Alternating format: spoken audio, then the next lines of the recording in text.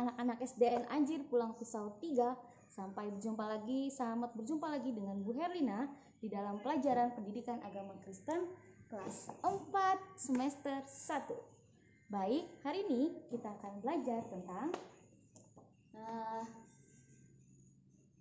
sungguh Allah Maha Hadir. Nah, di dalam Pendidikan Agama Kristen semester 1 dengan kompetensi dasar yaitu meyakini kehadiran Allah dalam berbagai peristiwa kehidupan. Yang kedua, menunjukkan rasa hormat dan kepedulian terhadap kehadiran Allah dalam berbagai peristiwa kehidupan. Yang ketiga, memahami kehadiran Allah dalam berbagai peristiwa kehidupan. Yang keempat, menyajikan contoh sederhana yang berkaitan dengan perilaku bersyukur dalam berbagai peristiwa kehidupan dengan indikator kompetensi. Yang pertama, mengungkapkan rasa kagum kita atas kehadiran Allah dalam berbagai peristiwa kehidupan. Yang kedua, menjelaskan arti Allah Maha Hadir di dalam peristiwa kehidupan kita. Yang ketiga, menuliskan sebuah janji atau semboyan tentang kehadiran Allah yang berbentuk puisi, terusnya yang berbentuk rasa kagum, logo, atau semboyan-semboyan kehidupan.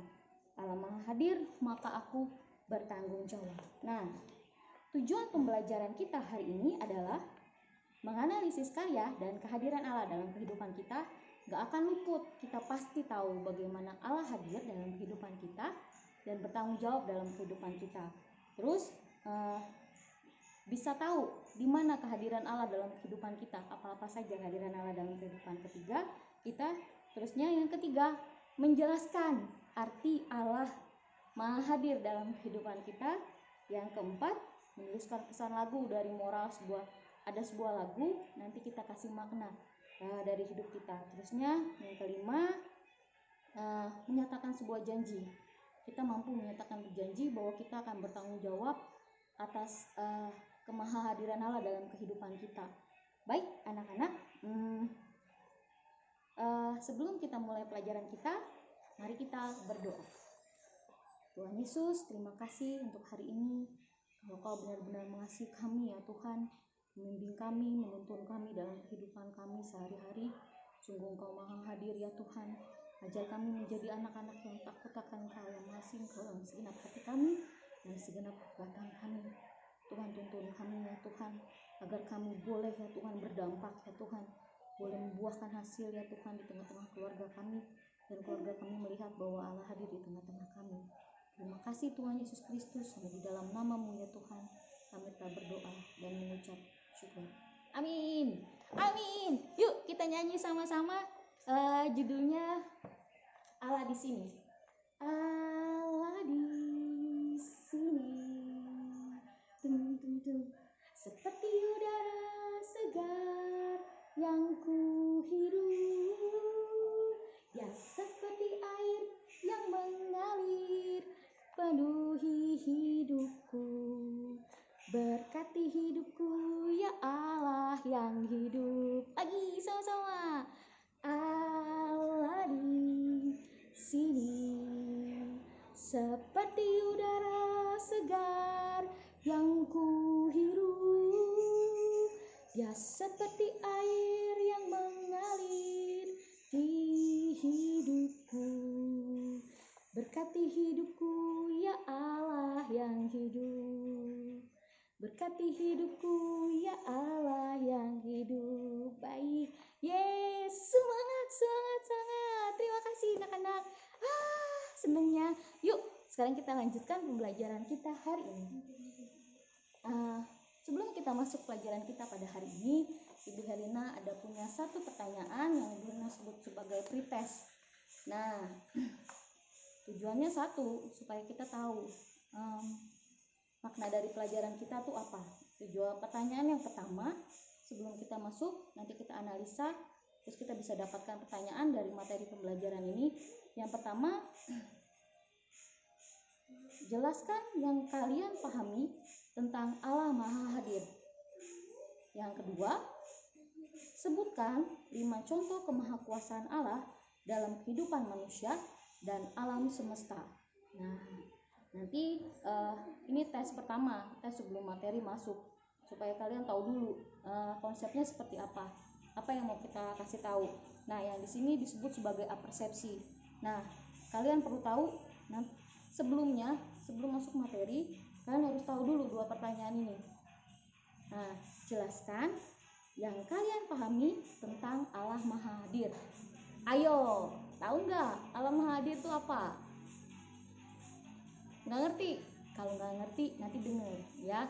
Jawab dulu sekarang, tuliskan di bukunya apa yang kalian pahami tentang Allah Maha Hadir. Yang kedua, sebutkan aja 5 contoh kemahakuasaan Allah dalam kehidupan manusia dan alam semesta. Apa aja tuh kuasanya? Baik anak-anak Bu Herlina, kehadiran Allah dalam berbagai peristiwa kehidupan manusia itu adalah bentuk dari kenyataan bahwa Allah hadir. Dimanapun kita berada, apapun keadaan kita, itu Allah pasti hadir dalam kehidupan kita. Kalau kita bisa bayangkan, Allah itu yang tadi seperti udara tadi, dia tidak terlihat tapi dia ada. Nah, tapi dia terus-menerus menolong kita dan mengasihi kita dengan begitu sempurna. Nah, kalau begitu, itu adalah fakta yang nyata. Terus, dari mana kita bisa tahu Allah itu hadir? Yaitu kalau kita lihat, kita ini ada dari mana ya? Manusia tuh diciptakan dari mana? Terusnya konsepnya seperti itu, konsep berpikirnya seperti itu. Allah itu dari kita ini diciptakan dari apa? Terus kalau ayam yang kita makan, nasi, minuman, tumbuh-tumbuhan di sekeliling kita, itu dari mana? Nah, itu konsepnya. Nah, dari hal semuanya yang ada ini, dari semua yang ada di alam semesta ini, itulah bukti bahwa Allah hadir. Berarti kita jelas tahu bahwa konsepnya Allah hadir. Dari mana kita bisa tahu Allah hadir? Dari ciptaan yang dia ciptakan.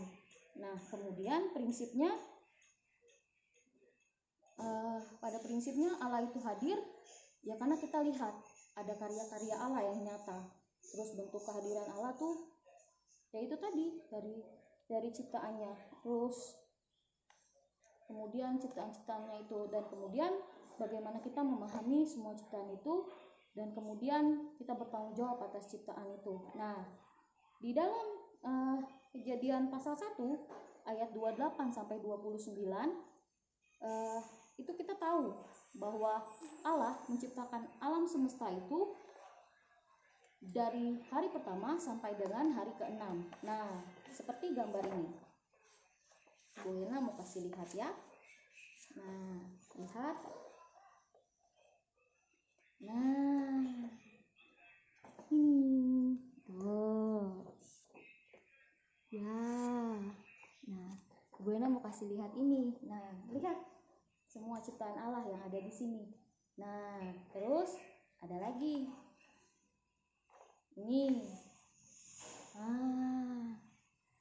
Tuh, ini siapa? Ini Adam dan Hawa.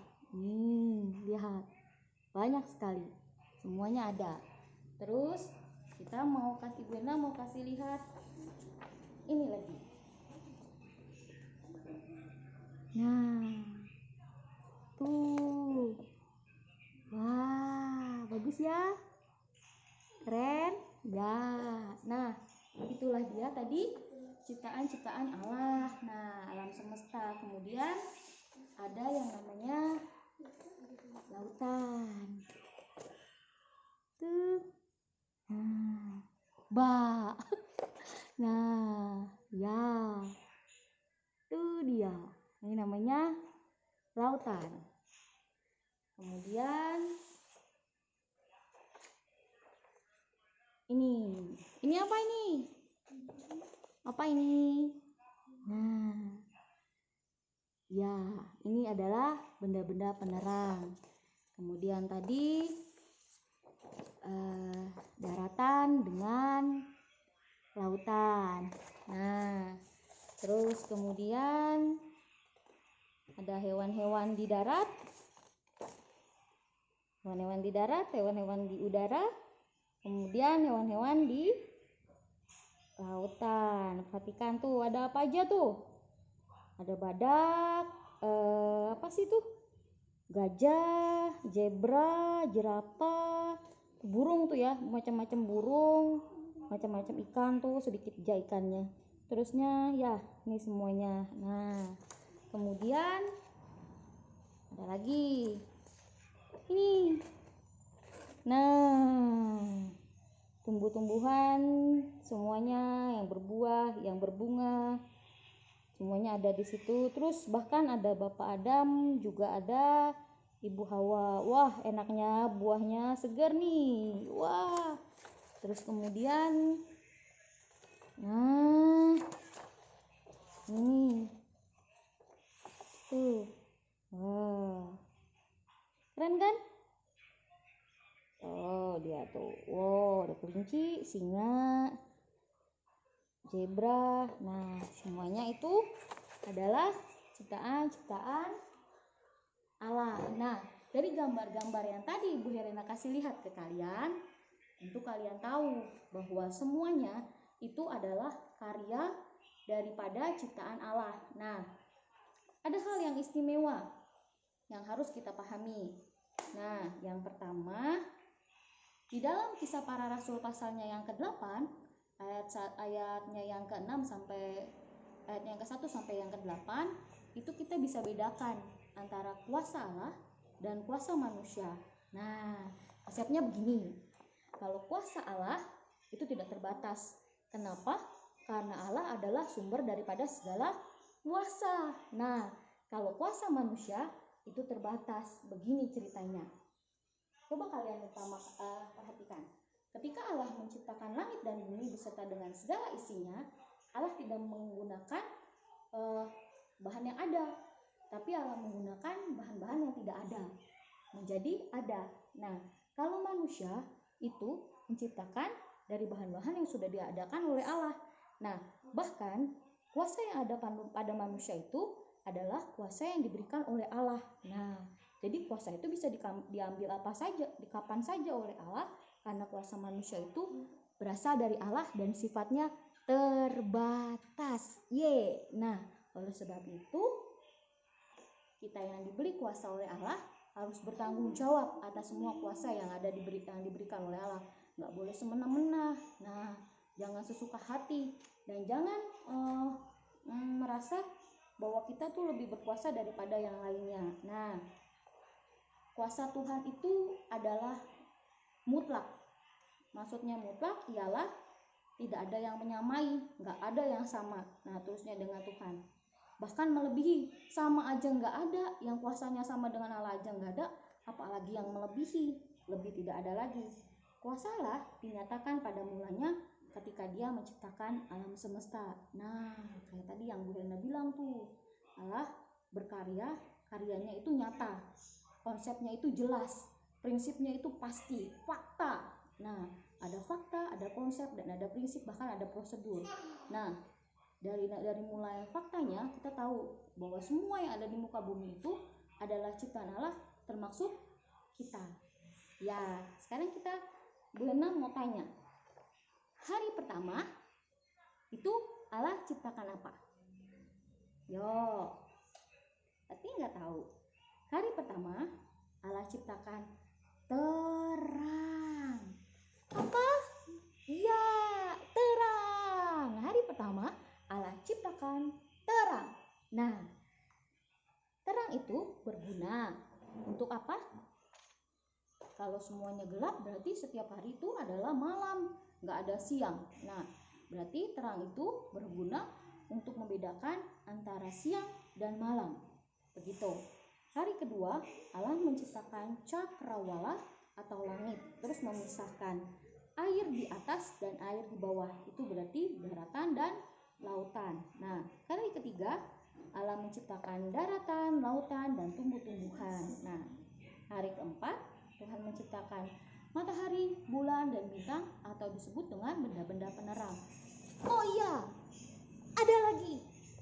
Anak-anak, bedakan antara benda-benda penerang dan alat-alat penerang. Begini ceritanya. Kalau benda-benda penerang itu adalah sumber dari segala terang.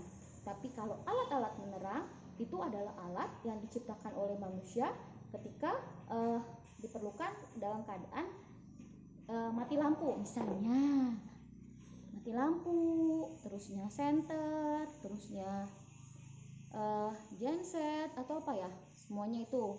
Nah, itu yang disebut dengan alat-alat penerang. Bedakan ya antara alat-alat penerang dengan benda-benda penerang. Nanti kalau Bu Hena tanya, hari keempat Allah ciptakan apa? Jangan kalian bilang alat-alat penerang Bu Herlina. Aduh, malu Bu Herlinanya. Nah, hari keempat Allah ciptakan benda-benda penerang. Itu adalah sumber dari segala terang. Hari kelima Tuhan ciptakan binatang di air dan di udara. Binatang di air apa aja? Hah? Ya, pintar. Binatang di air adalah ikan. Terusnya kuda laut, ikan paus, ikan hiu, ikan-ikan lainnya, pokoknya ada semuanya. Terus hari ke-6 Tuhan ciptakan binatang yang hidup di darat dan manusia. Yuk, Ibu Herlina mau tanya. Manusia pertama kali yang diciptakan oleh Allah itu siapa? Ada yang tahu? Enggak ada. Manusia yang pertama kali diciptakan oleh Allah ialah Adam dan Hawa. Nah, begitu. Pertama kali Allah ciptakan Adam dan Hawa dari debu dan tanah. Ingat, manusia diciptakan oleh Allah pertama kali dari debu dan tanah, dan itu adalah Bapak Adam. Kemudian Allah melihat bahwa tidak baik manusia ini sendirian. Kemudian Allah menciptakan Hawa dari tulang rusuk Adam. Nah, makanya disebutlah Hawa. Kemudian begini. Kemudian Allah menciptakan manusia itu dari debu dan tanah. Terusnya juga diberi kuasa. Adam tuh diberi kuasa, Hawa juga diberi kuasa. Nah, kuasa yang ini sifatnya itu seperti kata tadi Bu Herlina, kuasanya itu bersifat terbatas. Pintar. Anak-anak KSDN anjir pulang pisau 3. Hebat. Wow, yeay. Yes. Nah, sifatnya dinamis. Nah, jadi kuasa Allah itu tidak terbatas. Memang Adam dan Hawa diberikan kuasa untuk menguasai alam semesta, tapi dengan arti, dengan prinsip yang pasti, mereka harus bertanggung jawab. Sama ketika Adam dan Hawa diberi tanggung jawab, kita juga diberi tanggung jawab untuk merawat bumi kita ini dengan baik dan benar. Nah, begitu. Terus seseorang yang memiliki kuasa tidak berarti bisa bertindak semaunya. Kekuasaan yang diberikan oleh Tuhan digunakan dengan benar. Jangan suka-sukanya. Misalnya seperti ini. Ibu Herlina kasih contoh. Di sekolah yang berkuasa, yang berwenang itu ialah Bapak dan Ibu guru, juga kepala sekolah, dan orang-orang yang ada di sekolah itu adalah orang-orang yang berkuasa. Nah, mereka tidak boleh bertindak sewenang-wenang, tidak boleh. Harus bertindak penuh dengan tanggung jawab dan bertindak sesuai dengan proporsinya. Tidak boleh bertindak semena-mena. Kemudian kalau di Indonesia ini yang berkuasa itu adalah Presiden Republik Indonesia. Tapi ingat, Bapak Presiden tidak boleh bertindak sewenang-wenang. Nah, siapapun presidennya, dimanapun negaranya, seorang presiden itu berkuasa tapi tidak boleh sewenang-wenang gitu. Nah, kemudian kalau di Indonesia juga ada yang berwenang mengatur hukum. Misalnya Bapak Polisi, kalau di jalanan kita mereka tidak boleh bertindak sewenang-wenang. Pak Polisi juga tidak boleh mengatur sebuah masalah, misalnya harus nepotisme, nggak boleh juga. Jadi semua orang punya kuasa. Ketika kita ada di suatu tempat yang ada orang yang berkuasanya, maka kita juga harus bertanggung jawab atas kuasa yang diberikan itu. Nah, guru berkuasa membimbing dan memerintah murid-muridnya di sekolah, tapi di luar jam sekolah guru tidak berkuasa atas murid-muridnya. Bu Herlina nggak berkuasa nih, pas udah jam sekolah nih nggak berkuasa Bu Herlina, ngatur-ngatur kalian pulang sekolah, kerjain tugas, awas kalau nggak kerjain, Bunda tonjok nanti. Aduh, berkata itu Bu Herlina nggak berkuasa tuh. Terus guru tidak boleh berkata kasar, terusnya mengancam murid-muridnya. Nah itu tidak boleh. Jangan menggunakan kekuasaan kita, jangan menggunakan kuasa kita dengan seenak hati kita, nggak boleh. Kemudian orang tua berkuasa mengatur di rumah. Nah ini dia nih, orang tua berkuasa mengatur di rumah. Terus anak juga harus tunduk kepada peraturan orang tua. Oh ingat, orang tua juga tidak boleh berlaku sewenang-wenang terhadap anaknya. Jangan pukul sembarangan. Nah ingat juga, anak-anak, ada bagian tubuh kita yang tidak boleh dipukul oleh orang tua. Nah hati-hati, semua orang tua juga harus tahu. Bagian yang tidak boleh dipukul adalah kepala, dada, perut, terus ginjal belakang sini, itu nggak boleh dipukul. Nah jadi setiap orang tua juga harus tahu bahwa ada hal-hal yang tidak baik dan tidak boleh dilakukan. Jadi orang tua tuh harus tahu mana yang boleh dan mana yang tidak boleh, dan harus berlaku sesuai dengan kuasanya dan tanggung jawabnya. Berkuasa tapi harus bertanggung jawab, ingat. Dan anak-anak juga harus tunduk kepada kuasa itu dan harus taat. Nah tapi taat itu karena ada sesuatu yang baik. Nah karena kuasa Tuhan tidak terbatas, Allah memberlakukan kewenangannya untuk mengatur dan memberlakukan apapun sesuai dengan kehendaknya. Ketika Tuhan mendatangkan hujan badai, angin, puting beliung, gempa, dan lain-lain, itu nggak ada yang bisa menghentikannya. Jika kita bandingkan dengan hal ini, betapa kecil sih, lemah sih kita sih. Kalau begini ya, misalnya Tuhan berkehendak hari ini itu ada gempa bumi, ada tsunami, terus kita mau buat apa? Nggak bisa, kita nggak bisa buat apa-apa. Kenapa? Karena dia kuasanya, karena Allah punya kuasa yang tidak terbatas dan tidak bisa dibatasi oleh apapun dan oleh siapapun. Kemudian terus kalau lihat kayak gitu, siapa sih kita sebenarnya? Ya nggak? Nah anak-anak Bu Herlina siapa sih? Bu Herlina siapa sih? Nggak ada siapa-siapanya gitu. Terus pada mulanya murid mengharapkan Tuhan Yesus datang untuk membebaskan mereka dari kekaisaran Roma, kemudian menjadi raja duduk di singgasana. Tetapi Yesus lebih daripada raja yang kekuasaannya akan berakhir. Kuasa Yesus tidak akan berakhir. Ia berkuasa selama-lamanya untuk mengatur dan memberlakukan apapun juga sesuai dengan kehendaknya. Atas kuasa Allah terhadap alam dan seisinya, kita patut bersyukur, selalu memuji namanya. Nah, baik anak-anak, tadi di depan Ibu Herlina ada kasih 2 pertanyaan. Jelaskan yang kalian pahami tentang Allah Maha Hadir. Pasti sudah bisa jawabnya nih, ya kan? Karena Bu Herlina sudah panjang dan lebarnya menjelaskan materi. Ya, karena Bu Herlina udah jelasin materi panjang dan lebar. Tadi soal di pretest tadi, soal apersepsi tadi ada 2. Jelaskan yang kalian pahami tentang Allah Maha Hadir. Kemudian sebutkan 5 contoh kemahakuasaan Allah dalam kehidupan manusia dan alam semesta. Bisa? Iya, pasti bisa. Nah, gitu ya. Terus Brenda mau kasih post testnya. Post testnya adalah jelaskan yang kalian pahami tentang Allah Maha Hadir. Nah, post testnya adalah jelaskan yang kalian pahami tentang Allah Maha Hadir. Jelaskan yang kalian pahami tentang Allah Maha Hadir. Nomor kedua, post test yang kedua, tadi ada pretest di depan, sekarang ada post test. Nah, yang kedua, sebutkan 5 contoh kemahakuasaan Allah dalam kehidupan manusia dan alam semesta. Iya. Pasti tahu dong anak-anak Bu Herlina. Tahu ya? Iya, pasti tahu. Nah, jadi pada kesimpulannya adalah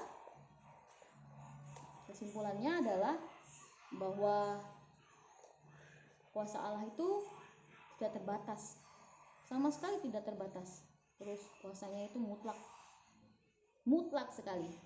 Tidak ada yang bisa menghalangi Allah ketika dia mau bertindak atau memutuskan segala sesuatu. Itulah sebabnya kita itu kecil banget ya di mata Tuhan ya, nggak ada apa-apanya, kita nggak ada apa-apanya di mata Tuhan. Terus yang kedua, kuasa Allah itu tidak bisa disamai, apalagi dilebihi, dan kuasanya itu bersifat mutlak, karena dari mulai terang sampai pada masuknya Alfa dan Omega, dari mulai penciptaan segala hal yang tidak ada menjadi ada, itu Allah berkarya dengan luar biasa di sana. Dan kita patut menyadari itu dan patut bersyukur. Kemudian kuasa Allah dinampakkan melalui ciptaan Allah seperti tadi Bu Ena jelaskan. Terus yang keempat, kuasa Allah dan kuasa manusia itu berbeda. Bedanya di mana kuasa Allah tidak terbatas, kuasa manusia terbatas dan dikit banget. Nah, gitu ya. Terus tadi juga Ibu Ena jelaskan, seseorang yang memiliki kuasa itu nggak boleh bertindak sewenang-wenang. Kesimpulan yang kelima, orang yang memiliki kuasa tidak boleh bertindak sewenang-wenang. Yang keenam, manusia tidak boleh sombong atas kekuasaan yang dipinjami oleh Allah. Dipinjami ya, bisa ditarik kapanpun. Nah, nggak boleh sombong tuh. Jadi guru, jadi polisi, jadi orang tua, atau siapapun yang berkuasa itu harus tetap bertanggung jawab. Terus yang keenam, kuasa Tuhan tidak terbatas. Yang ketujuh, ketika Tuhan mendatangkan hujan, badai, angin topan, tsunami atau apapun, itu terserah Tuhan lah. Itu karena itu adalah kuasa Tuhan. Terusnya yang kelima, ingat Tuhan Yesus datang ke muka bumi ini, itu kuasanya itu luar biasa dan dia mengasihi kita. Terus yang ketujuh, atas kuasa Allah terjadi terhadap alam semesta, itu kita patut bersyukur, sangat amat bersyukur. Jangan menyia-nyiakan, jangan berlaku tidak bertanggung jawab atas bumi ini. Yang keenam, kuasa artinya wewenang untuk menentukan sesuatu, meliputi memerintah dan mengurus sesuatu. Nah, anak-anak, Ibu Herlina berharap dari kesimpulan tadi, Ibu Herlina ada karakter yang Ibu Herlina mau kalian wujudkan dari pembelajaran kita hari ini. Yang pertama, karakter religiusnya. Ibu Herlina mau supaya Ibu Herlina berharap karakter yang Ibu Herlina harapkan ialah sikap dan perilaku kalian itu boleh diubahkan dari pembelajaran ini. Bagaimana kita tahu bahwa Allah Maha Kuasa dan bagaimana kita harus paham bahwa Allah penuh dengan kuasanya. Kemudian Ibu Herlina mau berharap karakter kalian itu, kalian memiliki karakter atau sikap dan tindakan yang selalu berupaya untuk mengetahui lebih dalam lagi setelah materi ini selesai, supaya kalian tahu lagi. Terusnya indikator kelasnya ialah dari rasa ingin tahu itu tadi, indikator kelasnya ialah kalian menciptakan suasana di dalam rumah dulu dah, karena kan sekarang kan lagi pandemi nih. Kalian bisa menciptakan suasana di dalam rumah. Mau tahu kenapa ya tadi materi Bu Herlina begini ya, iya juga ya, itu tumbuhan kenapa bisa jadi tumbuhan ya, asalnya dari mana ya, oh iya benar, itu bintang di langit diciptakan dari apa ya, mau cari dulu di Google, bintang itu muatannya apa aja sih. Nah, Buana mau kayak gitu tuh, ada karakter yang ingin Ibu Herlina harapkan dari kalian. Karakter ketiga ialah menghargai prestasi. Maksudnya seperti ini, menghargai sikap dan tindakan yang mendorong dirinya untuk menghasilkan sesuatu yang berguna. Hasilkanlah sesuatu yang berguna dari karya ciptaan Allah, dari kuasa atau dari tanggung jawab kita sebagai manusia.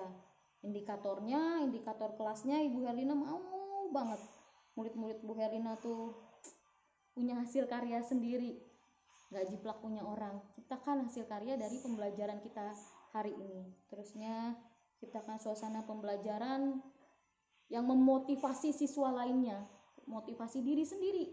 motivasi diri sendiri. Oh, Tuhan sudah baik ya sama saya. Oh, Tuhan itu punya kuasa. Kalau Tuhan punya kuasa, Tuhan pasti, karena aku ini anak Allah, Tuhan punya kuasa, Tuhan pasti mau aku maju. Jadi ya Tuhan, aku bisa. Kalau orang itu bisa, kenapa aku nggak bisa? Nah, itu karakter yang Bu Herina harapkan. Kemudian karakter yang keempat ialah dari pembelajaran hari ini, Ibu Herina berharap setelah pelajaran ini selesai, anak-anak Bu Herina bertanggung jawab. Karakter yang keempat ialah tanggung jawab, sikap dan perilaku yang seseorang untuk dilakukan terhadap diri sendiri, masyarakat, lingkungan. Nah, indikator kelasnya adalah kerjakan tugas rumah kalian dengan baik. Bantu mama kalian, bantu papa kalian di rumah, dan jadilah anak-anak yang bertanggung jawab. Nah, karakter yang kedua adalah dari sikap indikator dari tanggung jawab adalah peran kalian di dalam keluarga kalian. Kalian harus berperan. Nah, kalau mama papa kalian punya kuasa, kalian punya peran mendukung kuasa itu, mendukung wewenang itu untuk menjadi keluarga yang takut akan Tuhan dan mengasihi Tuhan dengan segenap hati. Nah, karakter indikator berikutnya ialah Ibu Herlina ingin jikalau di tengah keluarga kalian punya masalah, keluarga kalian ada masalah, anak-anak Bu Herlina punya usul dari pemecahan masalahnya, jangan nambahin masalah lagi. Nah, itu adalah harapan karakter yang diharapkan dari pembelajaran hari ini. Dan tadi ada 7 kesimpulan. Baik anak-anak Bu Herlina, tetap semangat. Jangan lupa di tengah pandemi ini selalu gunakan masker ketika kita berada dimanapun. Kemudian selalu cuci tangan. Jangan lupa jaga jarak. Tapi ingat, jangan jaga jarak sama Tuhan. Jangan jaga jarak sama Tuhan. Yang berikutnya, jikalau kalian bepergian jarak jauh, itu ganti baju, mandi, kalau perlu itu sampoan. Nah, itu dia pelajaran kita hari ini. Nah, nanti Ibu Herlina akan seperti biasa di hari-hari setiap hari kan Ibu Herlina keliling rumah kalian ngajar baca. Jadi tetap semangat. Nanti tugasnya Ibu Herlina berikan ke rumah masing-masing. Nah, nanti ada lembar pengamatan sikap seperti ini. Nah, ini lembar pengamatan sikap. Nah, nanti ada juga lembar pengamatan sosial. Nah, kemudian ada juga lembar pengetahuan. Nah, kemudian ada juga nanti lembar keterampilan. Terus nanti juga ada lembar observasi dari Bu Herlina. Baik anak-anak murid Bu Herlina yang terkasih, yang Ibu Herlina kasihi dan Ibu cintai, mari kita bersatu dalam doa dan mengakhiri pembelajaran kita hari ini. Ingat, kalian adalah anak-anak raja.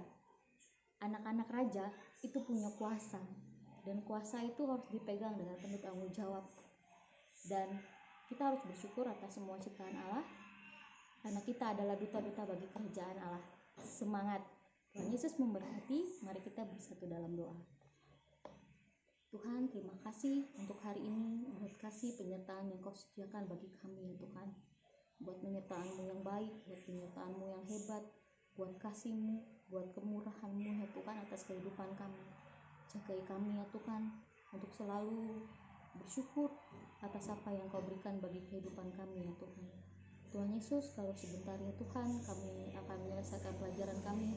Biar karakter-karakter yang kami harapkan muncul dalam kehidupan kami boleh menjadi karakter yang baik, yang menjadi anak-anak yang takut akan Engkau ya Tuhan. Berkati mama papa kami dimanapun kami berada ya Tuhan. Berkati orang yang kami kasihi dan berkati orang yang membenci kami. Terima kasih Tuhan Yesus Kristus, Engkau baik bagi kami. dalam segala hal dan dalam segala perkara. Terima kasih Tuhan Yesus Kristus. Hanya di dalam nama-Mu ya Tuhan kami telah bersyukur dan mengucapkan syukur kami. Amin. Amin. Bye. Semangat anak-anak. Tuhan Yesus memberkati kita. Sarangyo. Ciao.